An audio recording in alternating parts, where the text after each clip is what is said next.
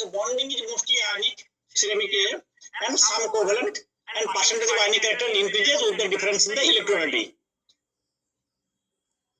So the left side is electropositive, that is a metal, and right side is electronegative, that is non-metal. And then the most of the metal and non-metal, it forms a compound. So it is just like a mostly it is a bond is mostly ionic, but depending on the electron difference, the some amount of covalence will be there. Now the ionic bonding, the charge neutrality means as a whole this ionic material is electrically neutral. Clear? So it is not like that. Suppose the sodium chloride is not a positively charged or negatively charged. That means the total positive charge of the sodium and total negative charge of the chlorine or the chloride will be same. That's why if it is a plus and Cl minus, then 1:1. That means 1 sodium and 1 chlorine.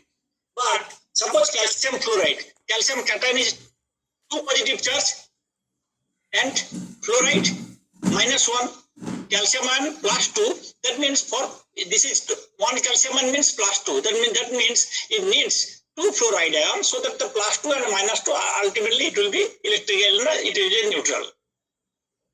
Now what we will do, we will get the radius of the cation by radius of the anion. So this radius ratio, and radius ratio actually determines, suppose in the bottom you saw this one. Suppose this, as I mentioned already, this cation is smaller compared to the anion, right? Because yesterday just maybe in our earlier class we mentioned this anion is bigger compared to the cation if the all other parameters remain same. So that's why suppose if this is a cation, so this cation is connected with 4 anion. This one is also, this cation is also connected with 4 anion, they are connected.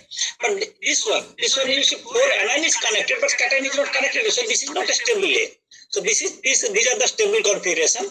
Now, and depending on, so this is radius of cation by radius of anion, radius of cation and radius of anion, and this is the radius ratio. If the radius ratio is more, that means that cation by anion, if the radius ratio is more, that means relatively the radius of the cation is bigger. So if this radius is bigger, it can accommodate more anion surrounding itself. So that means coordination number will increase with the radius ratio. So on that day, I think you have noted. So if the radius ratio just means, you know that in the suppose in question paper, the cationic radius and anionic radius it will be given, and then you have to just calculate what is the ratio of the divide the anion, divide the cation radius by anion radius, and you will get some value. And if the value is less than 0.155, then the coordination number will be 2. The structure will be something like a linear. So this is the cation and this will be the 2 anion.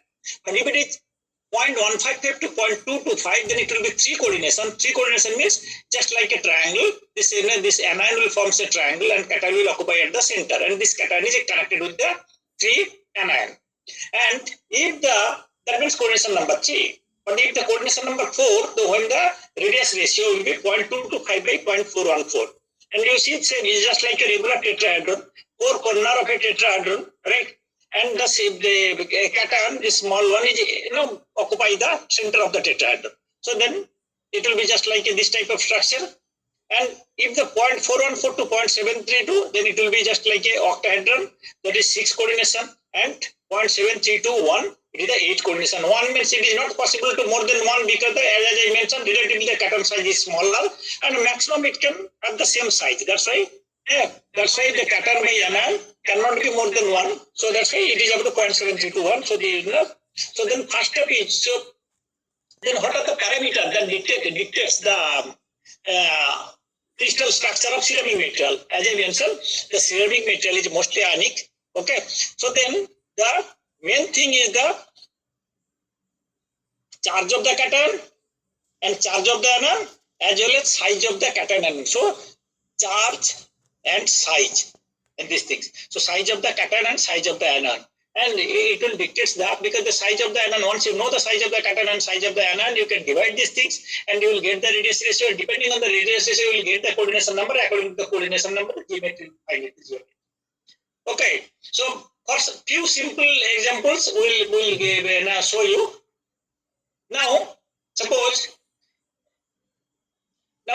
Suppose NaCl, NaCl, you have this mobile and pen and paper in there, na?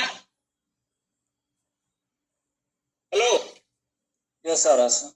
Okay, just calculate. So the sodium ion radius is 0.102. This is nanometer.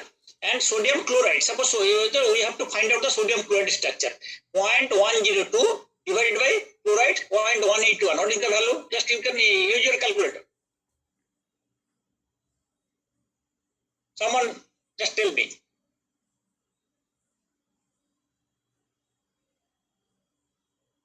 Quick, just use your calculator. This your mobile. 0.102 divided by 0.181.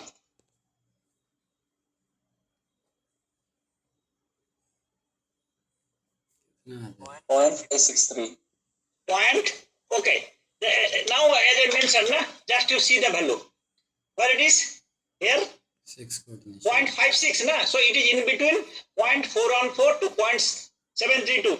Since the radius of cation by radius of anion is 0.5. How much? 0.5?